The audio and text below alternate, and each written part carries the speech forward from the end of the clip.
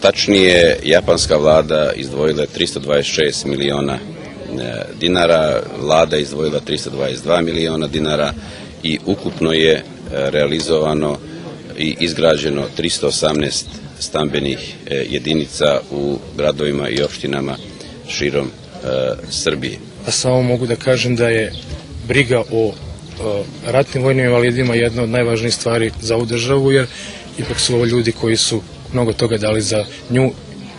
Vreme je bilo takvo kako je bilo i za nas, ali ono što mi možemo danas da uradimo jeste da vodimo računa o ovoj populaciji i na ovaj način nekako da im se odužimo. Država je ove godine za boračku invalidsku zaštitu obezbedila 15 milijardi dinara, odnosno 1 milijardu više nego lane. Veći je deo budžeta namenjen boračko-invalidskim udruženjima, čime država pokazuje da, uprkos ekonomskoj krizi, brine o svim svojim građanima, zaključuje ministar rada i socijalne politike Rasim Ljajić.